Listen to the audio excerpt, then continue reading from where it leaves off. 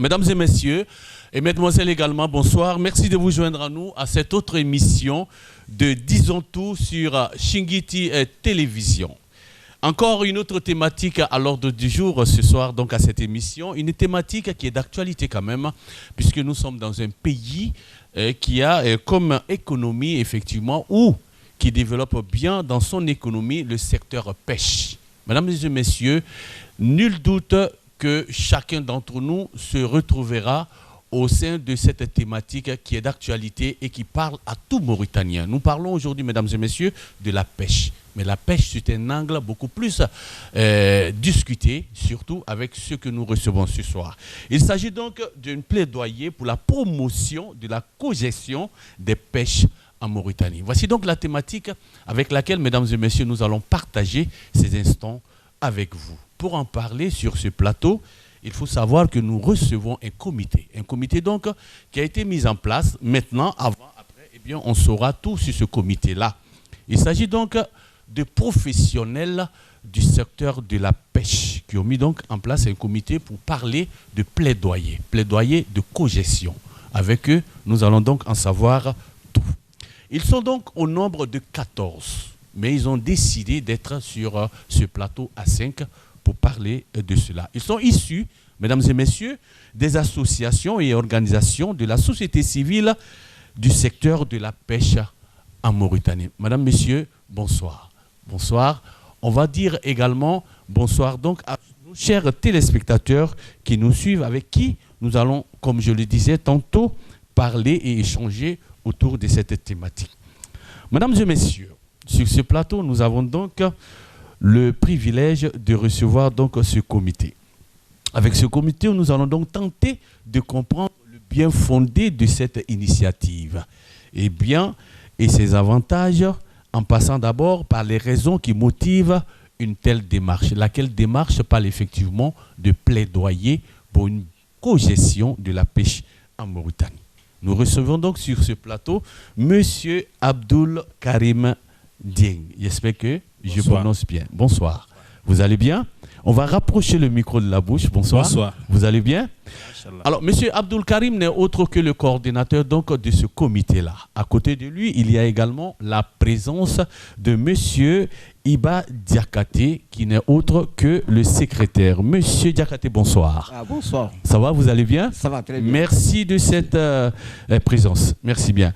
Et puis, juste à côté de Monsieur Iba Diakate, nous avons également la présence du chargé de communication, qui n'est autre que Monsieur Abdrahman. Monsieur Abdrahman, bonsoir à vous. Bonsoir à vous. Bienvenue. Merci bien. Et puis, juste à côté de vous, il y a également la présence de Monsieur... On va commencer, on va dire les dames, hein. Il faut qu'on soit un peu galant. On va dire bonsoir et bienvenue à Madame Rokia Mbojo, qui n'est autre que la coordinatrice de la zone centre. Madame, bonsoir. Bonsoir, monsieur. On aurait dû commencer par vous pour être plus galant. Vous n'êtes pas fâché, j'espère? Pas du tout. Dieu merci. Alhamdoulilah. Et puis juste à côté, monsieur Ba Ibrahim, qui n'est autre qu'un membre et une personne ressource de ce comité-là. Monsieur, bonsoir. Bonsoir, monsieur. Bienvenue. C'est un plaisir pour nous de vous recevoir. Alors, mesdames et messieurs, voici donc ce comité interprofessionnel avec qui nous allons donc tenter de comprendre cette thématique-là et surtout le bien fondé, comme je le disais tantôt, de cette initiative qui n'est autre qu'un plaidoyer. Alors, avant les questions, mesdames et messieurs, nous allons voir ce reportage donc, qui a été réalisé par notre service de reportage sur justement les enjeux de cette initiative sur la pêche en Mauritanie. Reportage et nous revenons juste après pour la suite de cette émission. Le CIPCPM, le Comité interprofessionnel pour la promotion de la cogestion des pêches en Mauritanie, a pour objectif premier de faire la promotion de la cogestion des pêches en Mauritanie. Ce comité, composé de 14 associations, fédérations, organisations de la société civile et du secteur de la pêche, a compris le bien fondé de l'action commune. Se mettre ensemble pour faire un plaidoyer à l'endroit des autorités et partenaires du secteur de la pêche en vue d'une gestion optimale des ressources de la pêche. Cette démarche se traduira sur le terrain à travers des séminaires, des rencontres avec les acteurs issus du secteur de la pêche et des autorités gouvernementales et privées. Par ces actions donc, le CIPCPM veut contribuer à redorer le blason de la pêche en Mauritanie et surtout de faire en sorte que l'économie maritime soit et reste le socle du développement de la Mauritanie. Retour donc sur ce plateau après donc ce reportage. Merci de l'avoir suivi. Alors, première question tout de suite, pour nous mettre dans le bain. Alors, est-ce qu'on peut comprendre un peu que voulez-vous dire, à commencer par vous, monsieur le coordinateur, par une cogestion de la pêche en Mauritanie? Qu'est-ce que vous voulez dire par cogestion? Merci, monsieur le présentateur. Je vous remercie de cette occasion et salue votre directeur et vous souhaite une longue vie et une très bonne émission par rapport à votre télévision. Merci. Je salue aussi votre public, donc qui suivent bien les émissions de Shingiti TV et nous leur souhaitons une très bonne émission. Moi, je me présente, je suis Abdelkarim Gueye, coordinateur de ce comité de cogestion. Très bien. Donc, pour répondre peut-être par rapport à votre question, j'aimerais faire un peu de rappel par rapport au contexte d'une manière générale en Mauritanie. Allez-y. Donc, pour dire que la Mauritanie est un pays composé d'une côte de 720 km avec une superficie maritime de 234 km², ça veut dire possibilité de pêcher. Et ça aussi, c'est très important par rapport à la possibilité de pêcher. Parce qu'aussi, il y a beaucoup de ressources. Et sur cette ressource aussi, il y a beaucoup d'espèces, dont 600 espèces qui sont là, mais 200 seulement sont commercialisées. Alors, vous voulez nous dire que les côtes mauritaniennes regorgent de 600 espèces de poissons, dont 200 seulement sont commercialisées actuellement. On a une explication? 400 espèces qui ne sont pas encore exploitées. Est-ce qu'on a une explication à ça? Pourquoi? Donc ça, c'est une autre question. C'est une autre question qui va... Très bien, on y va donc. Dans notre domaine. Okay. Donc, dans toutes ces espèces, malgré tout, les gens essaient quand même de pêcher le maximum possible. Parce qu'on est à 1 700 000 tonnes de captures par an, dont 1 200 000 de pélagiques, qui est la consommation locale. C'est ce que vous voyez souvent dans les marchés. Il y a 200 000 bien sûr de démerceaux, dont la plupart est exportée. Donc, à travers ça, nous travaillons dans on voudrait bien comprendre. Hein. Vous avez dit 1 700 000 tonnes de poissons pêchés en général ou une espèce? Non, en général. En général. Donc, j'ai parlé de 1 200 000 de pélagiques. D'accord. De pélagiques, ça veut dire la sardine ronde, la sardine plate, le mulet, des choses comme ça. Les démerceaux, c'est souvent ce qui est exporté avec les usines de frais. Il y a aussi les crustacés, les céphalopodes, qui constituent à peu près 300 000, plus les mollusques. Donc, c'est une côte qui est poissonneuse. Donc, comme je t'ai dit tout de suite, 400 espèces restent à être exploitées. Mais dans tout ça, nous, en tant que comité, ça c'était une présentation générale du décor en Mauritanie. Mais pour nous, comité, il va falloir aussi rappeler l'existence du comité. Nous, on est né le 11 octobre 2017. Donc, c'est récent pour l'histoire. Pourquoi on est né? C'est par rapport au contexte du temps, par rapport au contexte de l'État, par rapport au contexte de tout ce qui existait autour. Alors justement, dites-nous, ce contexte-là, il est quoi aujourd'hui? C'est quoi le contexte? L'État était là, les organisations professionnelles étaient là, mais chacun travaille pour lui-même. Donc on est arrivé à un point où on a la possibilité de pouvoir regrouper nos forces, non seulement pour nous, mais aussi pour aider l'État par rapport à la gestion de l'océan, par rapport à la gestion d'une manière de la pêche. Et c'est dans ce cadre, avec toutes les divisions qui existent, avec toutes les difficultés qui existaient par rapport à la gestion de la ressource en Mauritanie, que le comité est né en octobre. Est né avec 7 organisations au départ, et comme vous le savez, on est aujourd'hui à 14. Donc ça veut dire que le travail qu'on est en train de vouloir faire, ça a un intérêt non seulement par rapport à nous-mêmes, mais aussi par rapport à l'État. Et c'est pourquoi dès les débuts, peut-être il y avait une confusion auquel l'État, peut-être en entendant le mot cogestion, ne nous accueillait pas bien. Et je remercie de passage, vraiment, il y a Rahma Baypeche et Sid Ahmed Abey qui est toujours vivant, parce que c'est eux qui ont été au départ vraiment de ce comité de cogestion, parce que c'est eux, les grands, c'est eux qui étaient là depuis 40 ans, qui ont vu que maintenant, il faut que les gens soient ensemble pour que le pays il trouve son compte par rapport à l'exploitation de sa ressource. Parce qu'il y a beaucoup de problèmes. Et là, on y reviendra, Inch'Allah. Donc, c'est dans ces contextes que nous, on est nés. Et on est nés pour non seulement contrer l'État, mais on est nés pour avoir le maximum d'informations, pour l'apporter, pour essayer d'exploiter, pour avoir les meilleures formations, pour sensibiliser le mieux qu'est-ce que c'est que les lois du pays, qu'est-ce que c'est que les ressources du pays, pour que les gens comprennent mieux qu'est-ce que c'est que le comité de cogestion, pour que l'État même ait une position par rapport à ce comité de cogestion. Voilà, donc c'est ainsi donc ce contexte-là qui a favorisé la création de ce comité-là. On est d'accord? On est très bien d'accord là-dessus. Est-ce que quelqu'un veut ajouter un élément d'information par rapport à ce qu'il a dit? Vous voulez ajouter quelque chose? Allez-y donc. Oui. Donc, la cogestion n'est rien d'autre qu'un outil, de gestion participative pour une bonne gouvernance des ressources halieutiques en Mauritanie.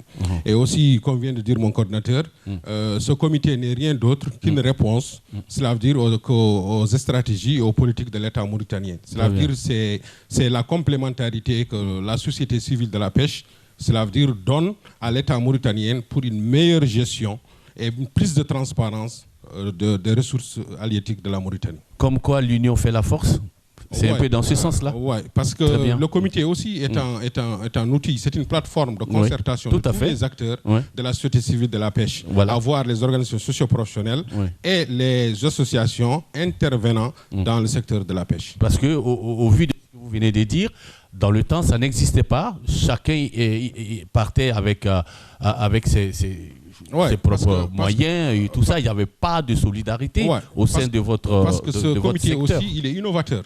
Il est innovateur dans le cadre du dialogue social interprofessionnel. Parce que même comme son nom le dit, c'est un comité interprofessionnel pour la promotion de la cogestion. Parce qu'on tend vers la cogestion. Maintenant, la cogestion est un outil incontournable dans la gestion transparente des ressources halieutiques en Mauritanie. Je pense aussi qu'à cet stade où nous sommes, ce comité-là aussi est une réponse de la contribution de la société civile de la pêche, cela veut dire même à la dernière lettre L2 de la politique de planification des pêches. Très bien. Alors, je ne sais pas si on va rester avec vous pour aller avec la deuxième question qui n'est autre que, alors pourquoi donc on doit faire cette cogestion-là? Quels sont les avantages de cette cogestion? Pourquoi doit-on la faire? Allez-y, si vous voulez. Oui, merci beaucoup. Comme l'a dit le collègue, la nécessité de créer un comité interprofessionnel ou comité de cogestion selon des événements toucher l'environnement maritime, surtout le secteur de la pêche. D'accord. Donc ça demande vraiment multiplier les efforts pour vraiment passer un message pour la protection de l'environnement maritime et surtout la zone de pêche. Parce qu'il y a plusieurs menaces aujourd'hui qui menacent les ressources et surtout la biodiversité marine. On a le pétrole, on a la pêche industrielle, on a les systèmes de pêche nouvelles comme par exemple le ciblage des espèces qui nourrit les autres espèces comme par exemple les sardinelles. Et bien sûr, encore, il y a d'autres espèces sous-marines, comme par exemple le coquillage et d'autres espèces qui enrichissent la biodiversité. Tout ça, c'est aujourd'hui, ça demande vraiment la protection de l'ensemble des acteurs intervenant dans le secteur de la pêche. Nous, les professionnels, on a pensé de collaborer et multiplier nos efforts pour vraiment appliquer les nouvelles stratégies de la pêche qui est vraiment basée sur une pêche durable. C'est pourquoi on a pensé de créer ce comité pour atteindre les objectifs nationaux pour la protection de l'environnement. Justement, pour ces objectifs-là, quels sont les avantages? Dans le même cadre, il faut savoir que la Mauritanie, avant 2016, optait pour l'effort de pêche. L'effort de pêche, ça veut dire qu'il faut pêcher le maximum. D'accord. Mais en 2016, on a introduit le système de quotas. Mais le système de quotas, on a fait 2 ans, 3 ans, on a vu que c'est mauvais. C'est pourquoi il y a la rarification des ressources.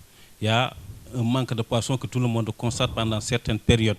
Et c'est toutes ces causes-là qui ont fait que nous, on intervient pour avoir les informations clés, pour valoriser pour mieux valoriser les poissons et moins pêcher par rapport, et surtout bien pêcher et bien utiliser. Parce qu'il y a beaucoup de choses auxquelles peut-être qu'on ne pourra pas dire par rapport à la surexploitation. Parce que quand vous parlez de 1 700 000 tonnes, ça veut dire que la Mauritanie ne devait pas avoir de problème de poissons. Donc c'est des questions auxquelles on veut se rapprocher de l'État pour avoir les informations clés, pour valoriser non seulement pour nous-mêmes, mais aussi pour l'État. Parce que l'État, ce qui l'intéresse, c'est de bien gérer, c'est que la durabilité de la ressource soit quelque chose d'effectif. Donc c'est dans ce cadre aussi que le comité est intervenu, discuté beaucoup, parlé beaucoup, informé beaucoup, et surtout participer à la sensibilisation et aux informations exactes pour que la durabilité de la ressource soit effective. Allez-y. Là, nous sommes avec monsieur Iba Diakhaté, le secrétaire général. Donc. Merci beaucoup. Surtout pour revenir à la question. Allez-y. Le pourquoi la cogestion. Oui. Parce qu'en dehors de la création qu'on a fait, parce qu'on a vu qu'il y avait une division qui ne permettait pas à l'État d'avoir une lecture claire de ce qui se passait sur le terrain. Jusque-là? Bon, maintenant, c'est ça a changé, parce que maintenant, je crois qu'il y a eu beaucoup de... Donc, il n'y avait pas de vision claire ou bien une lecture claire de la situation de la pêche avant le comité? Avant le comité. Avant le comité? Ça s'explique. Ah oui? Parce que chaque fédération venait au ministère avec son propre problème. Oui. Et eux-mêmes problèmes étaient posés différemment. Parce que les marieurs, la façon dont les marieurs le voyaient, n'était pas la même chose que la vision des pêcheurs, et ainsi de suite, vice-versa, et les femmes. Donc là, maintenant, lorsqu'on a créé le comité, on a vu que maintenant... les problèmes sont posés de façon collégiale. C'est ça. Ok. Donc voilà. Maintenant, en dehors de cela, maintenant, depuis lors, on a vu que l'État est en train de faire des avancées terribles, une volonté vraiment manifeste de partir vers la transparence. Parce que là où nous parlons, nous avons le Conseil national pour l'aménagement et le développement des pêcheries. Et ça, c'est à l'acquis du comité? Oui. C'est ça? Non. Qui est un cadre de concertation. Je vous d'accord. Allez-y. Vers la cogestion. Ok. N'est-ce pas? Ok. Donc voilà. Et aussi, ils ont créé aussi une commission. Le micro, s'il vous plaît. Une commission de concertation pour la gestion des petits pélagiques. D'accord. N'est-ce pas? Oui. Aussi une commission d'appui à l'aménagement des pêcheries. Et aussi le groupe multipartite national, qui est la FITI, qui est un outil de transparence. Donc vraiment, notre pays est le premier à adhérer, n'est-ce pas? Bon, à cet outil-là. Mais jusqu'à présent, nous savons qu'il reste des efforts. Parce que tant qu'il n'y a pas cogestion, la participation de toutes les parties prenantes autour de la question, on aura toujours des manquements. Ce qui fait que ça ne fait pas longtemps qu'on est sorti d'une initiative, n'est-ce pas, pour appuyer un peu la FITI dont je viens de parler, pour un peu vulgariser, parce que c'est un outil de transparence. Chaque année, l'État publie tout ce qui a été fait dans la gouvernance des pêches, mais aucun acteur, aucune population ne savait ce qu'était la FITI. Donc, tout dernièrement, on a fait une action au niveau du comité de cogestion, en appui à ce groupe, pour faire la vulgarisation, n'est-ce pas, de cette FITI et expliquer les gens la pertinence quand même de lire ces rapports qu'ils sortent, parce que c'est là où ils peuvent avoir la bonne information. Et donc, voilà. Donc, je crois que tout ça maintenant fait que, donc, il y a une pertinence de créer cette cogestion, n'est-ce pas, d'aller vers cette cogestion qui nous permettra quand même de mieux accompagner ces stratégies de pêche et ces politiques de pêche. Très bien. Voilà. Alors, comment doit-on faire donc cette cogestion? Il faut la faire comment? On va garder le micro avec vous. Est-ce que vous avez une idée de la manière dont doit se faire cette cogestion? Pour faire la cogestion, on vous dit déjà qu'il y a cogestion quand il y a l'État et toutes les parties prenantes. D'accord. Donc nous aujourd'hui, ce qu'on peut faire en tant qu'acteur, c'est de créer un cadre, n'est-ce pas, qui est vraiment l'idéal pour que l'État puisse en profiter, pour vraiment faire cette cogestion-là. Avoir une, par exemple, démarche qui permet d'aller carrément vers la transparence, parce que je crois que quand il y a vraiment la cogestion, il n'y a plus de respect, il n'y a plus de critique. Parce que quand tout le monde est là, je crois que tout le monde a donné son idée, tout le monde a participé, donc je crois qu'il n'y a pas de plus transparent. Alors moi, la question que je pose ici, est-ce que cela devait venir de l'État ou de vous? Cette cogestion, ça devait venir de vous ou de l'État? C'est une très bonne question que vous posez, mais nous, on est l'État, on se considère comme l'État. L'État, c'est nous. On se considère comme l'État en tant que des fédérations qui ont été autorisées par l'État. Donc, le retour, comme l'État ne peut pas être partout, donc en constatant, en réfléchissant, on propose à l'État cette collaboration nouvelle qui est la cogestion, qui rentre dans le cadre non seulement de vouloir accaparer ce que l'État, mais de pouvoir, comme il a dit par rapport au FITI dernièrement, on a bien compris que personne ne connaissait la FITI. C'est à travers nous que nous avons fait le nord, le sud, le continent, pour dire que la FITI c'est quoi. Parce que c'est un travail excellent que fait la Mauritanie dans le cadre de la transparence d'une manière internationale. Mais c'est dans tous ces domaines aussi qu'on voulait intervenir par rapport à l'État. Pour arriver à un certain moment, avec bien sûr l'accord de l'État, de pouvoir parfois gérer ce qui est possible de gérer, parce que l'État, comme on le dit, c'est nous, mais l'État ne peut pas être en tant qu'acteur, en tant que ministère, partout pour dire ceci, pour dire cela. C'est l'application, ça nous revient, comme ça revient aux autorités de surveillance, ça nous revient, et ça revient aux autorités de la police, ça revient aux directeurs, mais aussi ça revient aux acteurs, aux pêcheurs même, qui est en mer, qui a la possibilité d'informer, de dire, d'informer et de vouloir influencer les décisions de l'État par rapport à certaines choses. Parce que, comme il a dit, en mer, il y a tout maintenant, il y a le gaz, il y a le pétrole, il y a tout, il y a les poissons. Donc, on a besoin des informations exactes pour pouvoir mieux gérer la ressource. Et cette ressource-là, et c'est l'intérêt de tout le monde, c'est pourquoi cette co-gestion-là est demandée pour que vraiment tout soit clair pour eux, pour mieux gérer, pour mieux diriger et pour mieux prévenir les accidents et les pertes de ressources qu'on va avoir dans tous les domaines. Ça, c'est très bien dit. J'aime bien votre chute. Je vais passer d'abord le micro à M. Ba et puis je reviendrai à vous tout à l'heure. Alors, quand on a entendu tout ce que le coordonnateur a dit, lorsqu'il parle de bien gérer, j'ai bien retenu ce mot-là parce que justement, votre action va dans ce sens-là. C'est une bonne gestion que vous voulez, n'est-ce pas?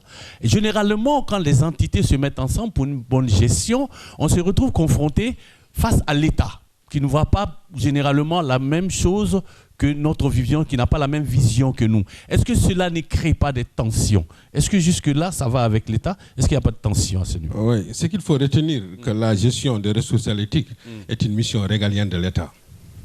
Donc, justement, les compétences ne sont pas c'est pas des compétences partagées, mais c'est une mission régalienne de l'État. Oui. Mais je dis avec l'ouverture de l'État, cela veut dire avec les nouvelles politiques, les nouvelles orientations, cela veut dire les nouvelles orientations du pays, et aussi avec je dis, cela veut dire la législation et les politiques du pays.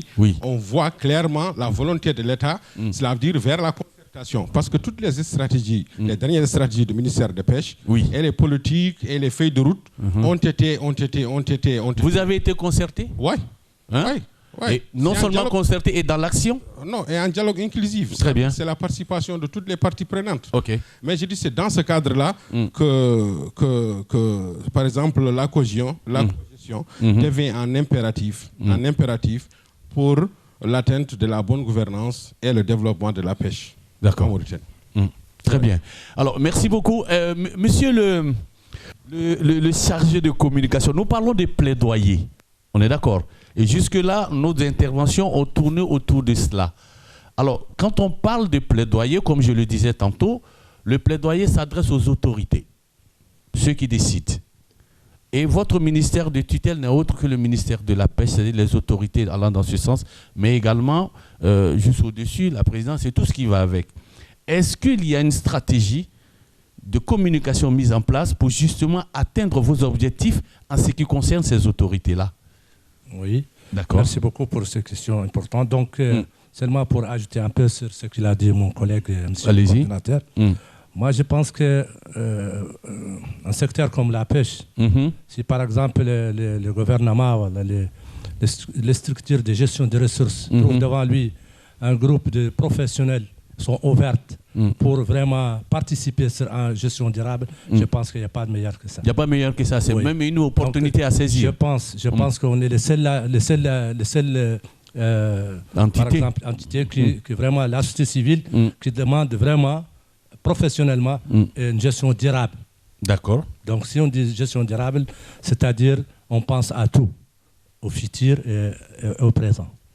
Et pour notre stratégie, pour vraiment passer les messages du comité interprofessionnel co-gestion, je pense qu'on a aujourd'hui le comité avec son âge, on a fait pas mal de choses importantes, surtout les parties renforcement des capacités d'abord pour l'ensemble des acteurs membres du comité professionnel pour qu'ils seraient capables même de parler sur leurs problèmes et sur leur analyse du secteur aujourd'hui. D'accord. Ça, c'est on organise toujours des missions sur le terrain pour vulgariser, pour sensibiliser les autorités, même l'administration locale et les élus et même les pays. En plus, on a des pages Facebook, on partage toutes les missions. Et en plus, il y a les pages, il y a les groupes WhatsApp. Plus que ça, aujourd'hui, on pense de faire un plan d'action pour les communications. Bien sûr, ça demande pas mal de choses. Pourquoi pas, on fait des formations pour des jeunes d'origine du secteur de la pêche pour assurer la documentation des missions sur le terrain et tout ça. Et un site internet, pourquoi pas, pour vraiment passer tous les messages. Je pense que tout ça, ça rentre d'une mission pour informer l'ensemble des partenaires. Ce n'est pas seulement le ministère de pêche et d'autres partenaires, parce qu'il y a le ministère de l'Environnement, il y a le ministère du Pétrole, il y a le ministère de l'Économie. Donc, ce n'est pas seulement le secteur de la pêche qui travaille avec tout le monde. Je pense que avec les indicateurs positifs du comité, à travers bien sûr les partenariats qui a commencé à créer avec des acteurs sous-régionaux, comme l'ADEPA par exemple, c'est une organisation très connue au niveau de l'Afrique. Je pense que le comité avec son âge, s'il est convaincre une organisation comme ça, pour vraiment multiplier les partenariats, je pense que dans le proche futur, il y aura des résultats importants. Les résultats attendus. Très bien. Merci beaucoup. J'allais passer à madame tout à l'heure, mais sa chute m'a inspiré une autre question. Non, on va garder le micro, monsieur le secrétaire général. Alors, lui, il a parlé de partenaires et tout ce qui va avec. Moi, j'aimerais savoir, est-ce qu'au sein du comité, quelles sont les démarches institutionnelles que vous avez eu à faire pour pouvoir être effectivement en parfaite collaboration ou bien en symbiose même avec les partenaires et même les partenaires institutionnels et même le gouvernement en termes de démarches? Merci. Déjà en 2017, juste après notre création, avec Feu Baye Perret, dont il vient tout de suite de saluer sa mémoire, on a fait le tour de toutes les institutions ministérielles. On a fait, je crois, 5 directions et 3 institutions. Très bien. Ce qui a donné des résultats après plus tard, parce que maintenant, avec le centre de formation, il vient de parler des formations qu'on a effectuées pour l'ensemble des fédérations et organisations membres du comité. Donc, c'était en collaboration avec le centre, le CQFNP. Très bien. De qualification et de formation des métiers de la pêche. Et donc voilà, et je crois qu'aussi, on a travaillé avec le marché aux poissons de Nouakchott au temps de Covid. Toute la période de Covid, on a sensibilisé ensemble avec le financement de GIZ. Et la coopération allemande. Voilà, et aussi aujourd'hui, on a un partenaire sous-régional qui est là, qui a aidé à la création de ce comité et qui continue à accompagner depuis son début jusqu'à maintenant et qui est là aujourd'hui présent. Même hier, on était en atelier pour positionner les femmes dans la gouvernance, pour montrer la volonté que nous avons pour vraiment aider à la bonne gouvernance. Positionner les femmes, hein? Pour positionner les femmes. Pourquoi les femmes? On va lui passer le micro. Pourquoi seulement les femmes? Madame Mourkia, bonsoir. Bonsoir. Ça va, vous allez bien? Alors, vous êtes la coordinatrice de la zone au centre. Alors, la première question qui saute tout de suite à l'œil, hein, les femmes, vous êtes nombreuses dans le secteur de la pêche, machallah. Absolument. Qu'est-ce qui explique ça? Absolument. La femme est partout. Ah ouais? Là où il y a la vie, il y a la femme. Il y a la femme. D'accord. Donc ça, nous, on veut beaucoup plus. C'est l'explication générale. Terre à terre que j'ai à donner. La deuxième chose, c'est que le secteur de la pêche, c'est un secteur qui est large c'est-à-dire que la femme, dans ce secteur, est au début et à la fin de toute activité de pêche. Alors, les femmes sont partout. Les femmes sont partout, mais vous avez dit du début jusqu'à la fin. Jusqu'à la fin. J'ai dit du début de l'activité de pêche jusqu'aux marmites. C'est à la marmite que l'activité de la femme s'arrête. Alors, madame, non, attendez. Vous avez dit du début jusqu'à la fin. Absolument. Mais moi, rarement, on voit les femmes dans les pirogues sur l'eau en train de pêcher. Pourquoi vous n'êtes pas là-bas? En Mauritanie, je n'ai pas vu de femmes qui pêchent. Ah, voilà, donc... Attends, je vais m'expliquer. En Mauritanie, peut-être que, vu notre religion, notre société et tout, c'est mal vu qu'une femme parte en mer pour pêcher. Ça, c'est en Mauritanie.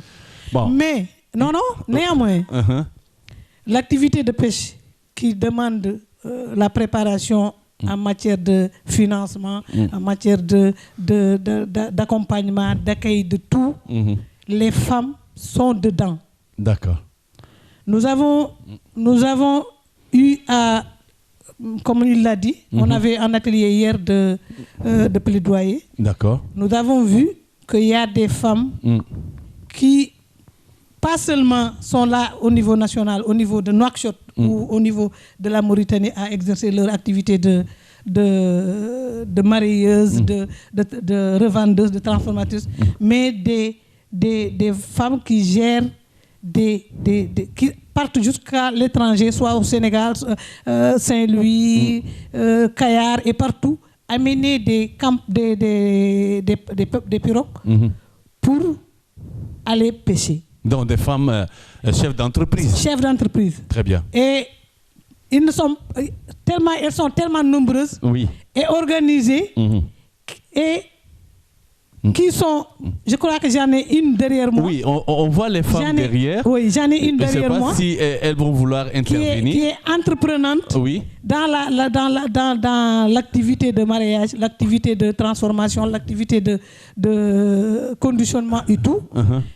Ensuite, formatrice et gérante d'entreprise qui est là derrière moi. Très bien. Et il y en a d'autres. Il y en a d'autres. Alors justement, il y en a d'autres. Maintenant, la question...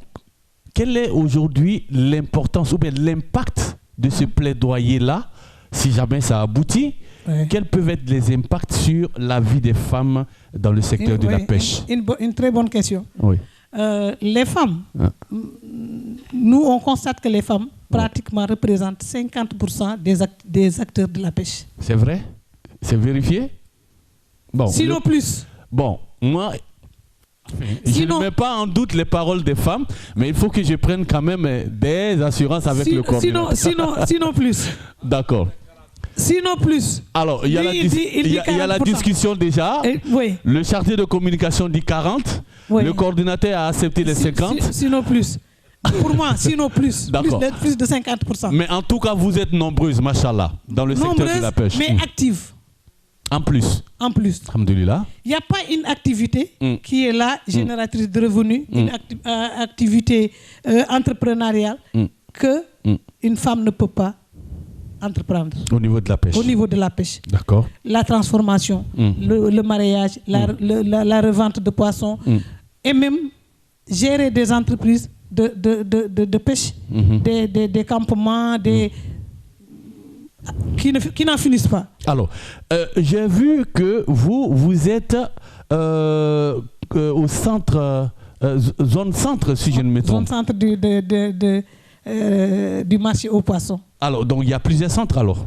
Non, ça c'est l'organigramme du comité interprofessionnel. Alors, dites-nous les autres. Nous avons 5 zones. Ok.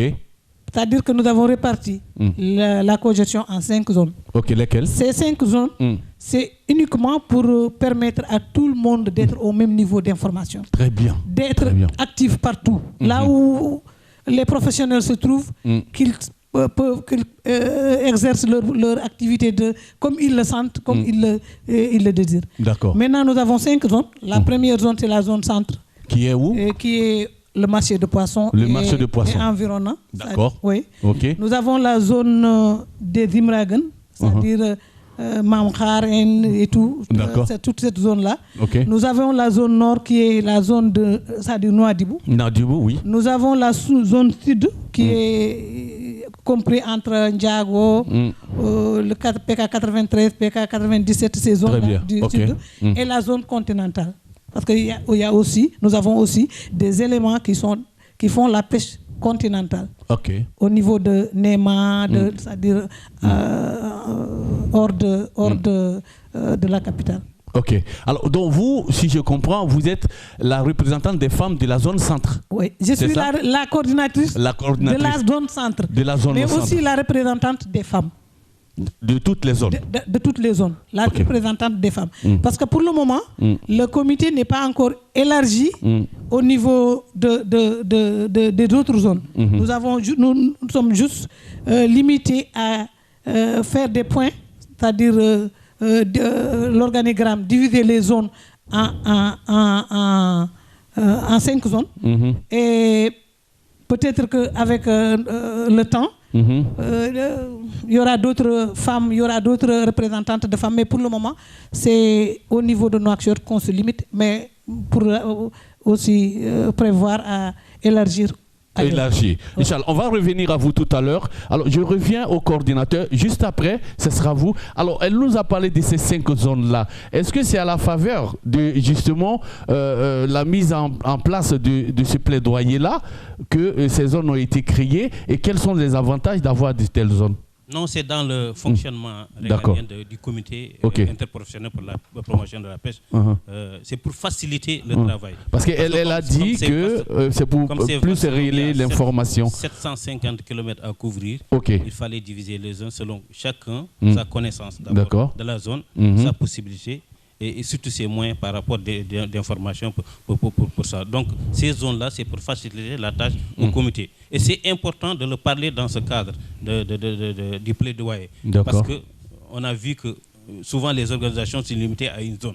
Pour le comité, dans sa globalité, on a occupé toutes les zones du nord au sud pour avoir le maximum d'informations sur les acteurs, le maximum d'informations par rapport à la pêche et par rapport à la ressource. Et c'est dans ce cadre qu'on a chargé chacun pour qu'il surveille le maximum possible. C'est pour aussi décentraliser, parce qu'on les appelle les coordinateurs régionaux. Le coordinateur central ne peut pas tout faire. Il va falloir travailler avec les autres coordinateurs. Et ça aussi, c'est un exemple, est un exemple très fort auquel aussi on demande beaucoup d'aide par rapport à l'État, parce que l'État a fait par rapport, par exemple, à la garde-côte. Nous, on a fait par rapport à ce suivi. Parce que là où nous sommes, il y a la garde-côte et on travaille ensemble dans les échanges et dans tout ce qu'on fait, on communique par rapport à toutes ces choses-là pour que l'État sache que nous, on n'est pas là seulement pour remplacer, mais pour aider, surtout pour accompagner et surtout pour vraiment maximiser les capacités et surtout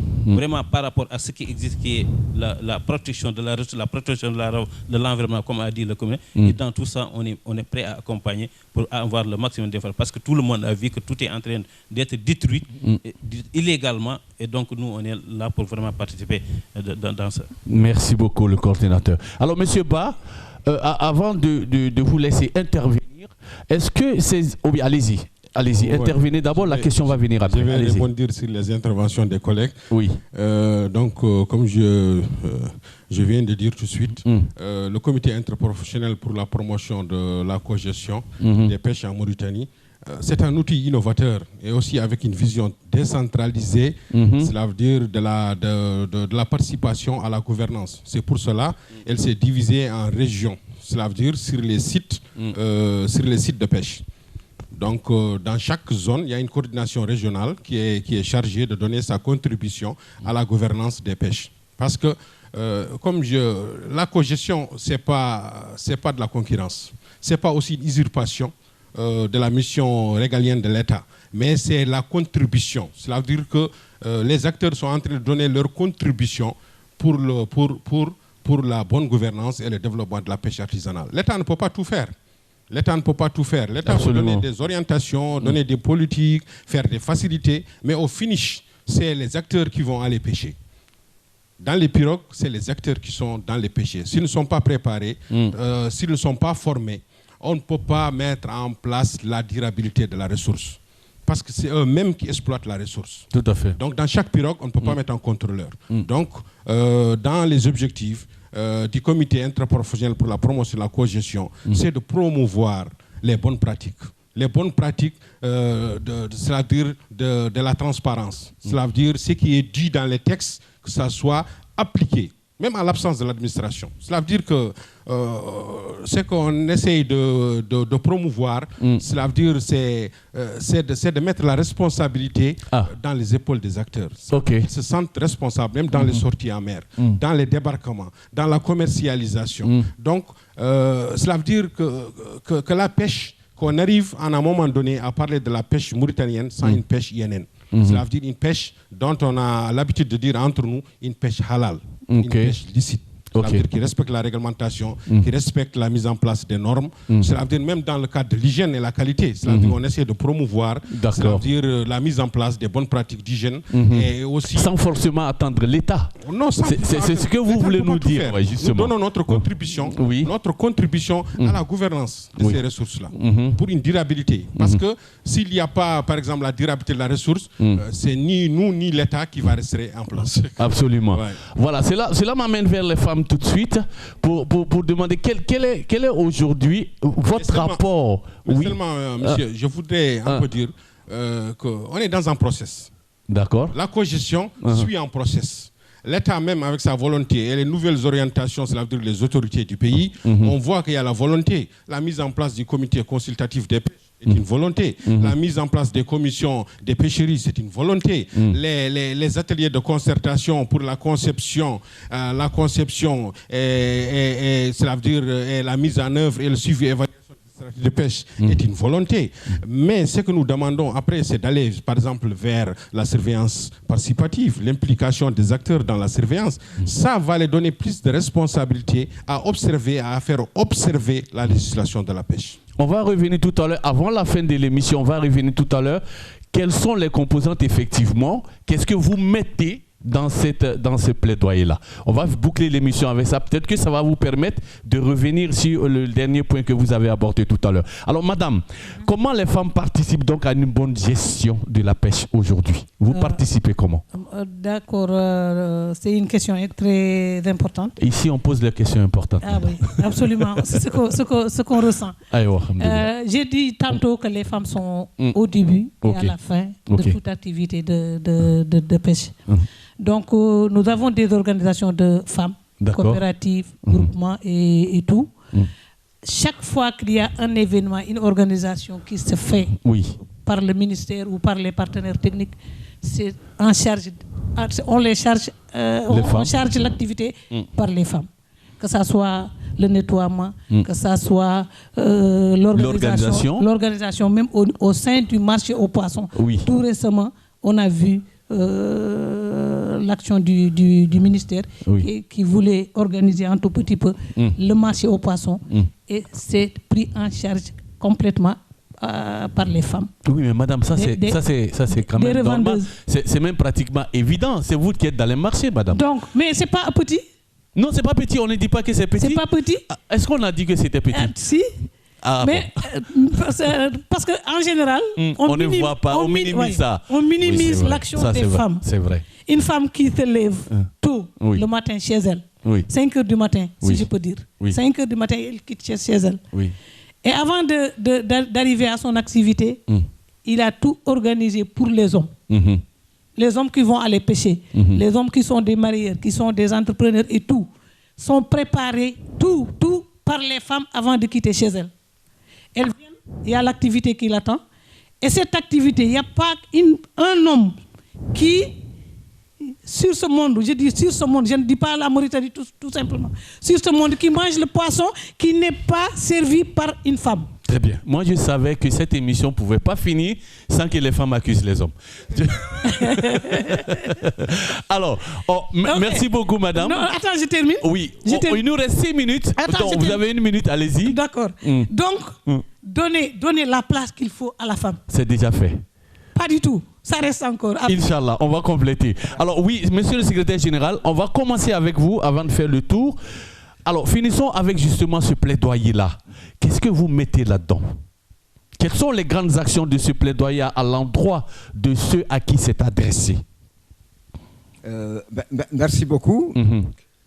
Je crois que ce plaidoyer qui est destiné déjà au ministère des Pêches, qui est notre ministre de tutelle, nous disons que un cadre est créé par la volonté des acteurs.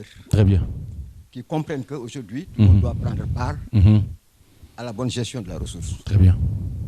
Et que ce cadre, créé depuis 2017, continue de s'agrandir. De 7 membres, aujourd'hui, on est à 14 membres. Donc, les acteurs s'y retrouvent. Donc, maintenant, il reste à l'administration, comme on est en train de commencer à collaborer, de mieux nous accueillir, mieux nous écouter et mieux comprendre ce qu'on peut faire ensemble. Parce que je crois qu'aujourd'hui, c'est un outil qui peut les permettre de faire beaucoup de choses.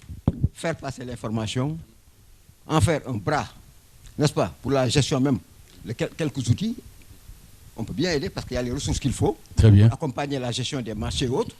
Et donc, je crois que vraiment, tout est là. Ils ont les acteurs. Okay. Il reste maintenant à l'État de nous tendre la main, de nous ouvrir les portes. Ils ont commencé à le faire, mais que les ouvrir plus grandes. Et que là, maintenant, on essaie de voir ce qu'on peut faire ensemble pour que vraiment la congestion devienne une réalité. Une réalité. En Mauritanie. Avec ses avantages. Merci beaucoup, monsieur le secrétaire général. On va passer le micro à monsieur Ba. La même question. Hein? Oui. Donc, vu l'étendue de la zone de pêche, on parle de 720 km de long, l'importance du secteur dans l'économie du pays, par la création de l'emploi et par la génération de richesses, le retour des devises, et actuellement la situation, cela veut dire de la ressource, qui est affectée par la rareté, la nouvelle cohabitation, cela veut dire des exploitants du gaz, pétrole, et bientôt les producteurs d'hydrogène vert. Donc toutes ces problématiques, normalement, il devrait y avoir plus d'implication des acteurs. Par des innovations. J'aurais dit même, cela veut dire la mise en place, avec la même vision qu'a le comité interprofessionnel de pêche, cela veut dire les comités régionaux de pêche. Pourquoi pas ne pas mettre des comités locaux de gouvernance de pêche, cela veut dire qu'ils seront plus inclusifs pour la promotion de la bonne gouvernance et la transparence dans les zones de pêche. Très bien. Voilà donc qui est dit et qui est lancé à l'endroit de nos autorités, à commencer donc par le ministère des Pêches. Pourquoi ne pas mettre en place ce mécanisme? Ça, c'est bien compris. Allez-y, monsieur le chargé de communication. Oui, avant de rentrer sur la réponse, je vais seulement ajouter pour que le rôle des femmes dans les chaînes de valeur de la pêche, ça commence depuis le débarquement jusqu'à l'exportation. Donc, il y a des activités, c'est les femmes qui peuvent le faire. C'est les femmes, uniquement. C'est surtout les conditionnements de poutargue, qui est un produit très demandé. Donc, toutes les manipulations se font par les femmes. Le filetage, donc tout ça, c'est un produit exporté. La transformation et le ravitaillement des marchés locaux par les poissons. Donc, ça, c'est le rôle des femmes, comme il a dit, que la femme, dans l'activité de pêche, c'est une femme productive. Donc, ce n'est pas une femme sur les charges de produits.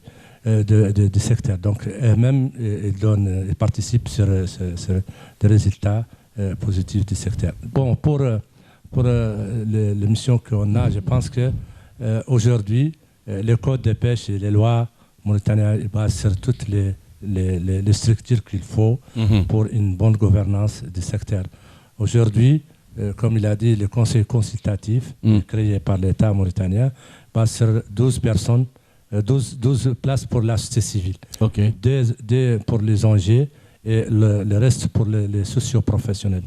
Donc, ce qu'il manque, c'est seulement vraiment une concertation vraie et réelle pour vraiment que la profession ou les sociétés civiles sera présent pour la supervision et la gestion durable des ressources. Par ça, je pense qu'il n'y a pas de problème. Il y a une forte collaboration entre les organisations aujourd'hui et les institutions de pêche, et en plus les bonnes relations encore avec les partenaires de développement et la relation interne entre les organisations de la pêche.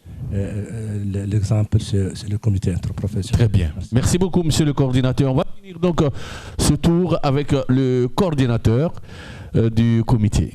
Alors, le plaidoyer, qu'est-ce qu'on met là-dedans? Les collègues et amis ont dit ce qu'ils pensaient de cela. Quel est votre dernier mot par rapport à ce plaidoyer-là et surtout adressé au niveau des autorités? Merci de cette question.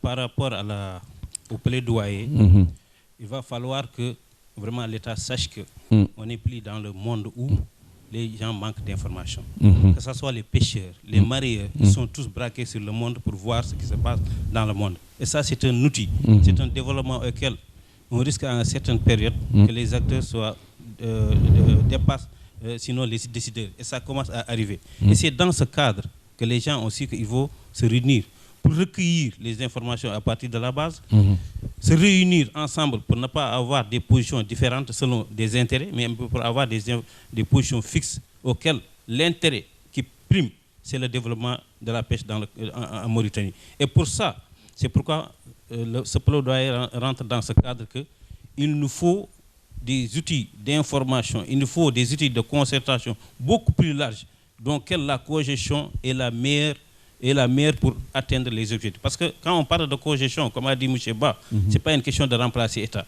C'est tout ce que l'État a mis, on est prêt à participer, que ce soit dans le cadre des formations, que ce soit dans le cadre des sensibilisations, que ce soit dans le cadre même aussi de la gestion et surtout de la gestion participative. Parce que le danger est là, partout on le sent. La ressource est en train d'être dilapidée. La ressource est en train d'être dilapidée et ça se sent sur les marchés locaux, ça se sent sur les usines qui ferment, ça se sent partout. Et pour ça, on sait que sans l'échange entre les acteurs, que ce soit les pêcheurs, les mareyeurs, les femmes, même les consommateurs, sans cet échange, on va droit au but vers le gâchis total, ça veut dire vers la disparition totale du poisson, parce que toutes les pratiques de pêche sont permissibles actuellement et on est conscient et on est très conscient de toutes ces choses-là, parce que aussi, le fait de participer à la bonne gestion, c'est aussi de gérer pour l'avenir de notre pays. Parce que c'est une ressource importante qui a une valeur, on le sait, tout le monde le sait. Donc on veut que cette gestion-là soit une gestion participative par rapport, bien sûr, à notre ministère de tutelle, auquel nous saluons tous les efforts techniques, information et programmation qu'ils ont fait. Mais nous tous, on sait que l'application sur le terrain, ça doit être notre force. Et pour que ça soit une très bonne participation participative plus large, il faut que les acteurs soient concertés le plus largement possible pour un développement réel du pays dans le cadre du pêche. Parce que nous tous, ce que nous voulons, c'est le développement du pays dans notre secteur pour que les emplois se multiplient, pour que la consommation soit saine, pour que le poisson ne manque pas. Et pour ça, on sait qu'on a les idées, on a tout ce qu'il faut pour que tout marche. Vraiment, on demande cette concertation dans le cadre de la promotion de la cogestion pour que tout marche dans ce pays, pour que aussi tout soit couvert, pour que les métiers soient couverts et que on serve la Mauritanie tel qu'on le veut, pas actuellement comme ça se fait. Merci. Inch'Allah. Merci beaucoup. Merci beaucoup à M. Abdul Karim, qui n'est autre que le coordinateur donc, du comité donc, de plaidoyer pour la promotion de la cogestion, de la promotion des pêches en Mauritanie. C'est bien dit, M. Ba, c'est cela? C'est cela? Interprofessionnel pour la promotion de la cogestion des pêches en Mauritanie. Nous étions donc à cette émission, disons tout, eh bien on a tout dit, j'espère bien, sur cette thématique-là et justement avec ce comité-là que je recevais donc sur ce plateau-là pour parler de cette thématique non moins importante puisqu'il s'agit effectivement de l'une des denrées qui font que la Mauritanie est ce qu'elle est, c'est-à-dire un pays qui vit aux dépens donc de ce poisson-là. Merci de nous avoir suivis, mais avant de partir, on va dire merci encore à M. Abdul Karim Diaye, qui est le coordinateur donc de ce comité-là. Merci d'être passé. À M. Iba Diagaté, qui est le secrétaire général. Merci à M. Iba, ça a été un plaisir. Et à M. Abdrahman, le chargé de communication justement de ce comité-là. Sans oublier également la présence de M. Ba Ibrahima, membre et personne ressources au sein de ce comité-là. Et bien évidemment, on ne peut pas oublier les femmes, c'est impossible. Voilà, Madame Rokia Mbodj, la coordinatrice de la zone au centre, avec qui on a compris que les femmes sont justement au centre de toutes ces activités de pêche-là. Merci beaucoup et on va les saluer. Merci beaucoup à ce déplacement-là. Merci d'être là. Merci beaucoup à nos chers téléspectateurs. Le prochain numéro de Disons Tout, ce sera donc mardi prochain, même heure et surtout même télévision Shingiti. Merci et bonsoir.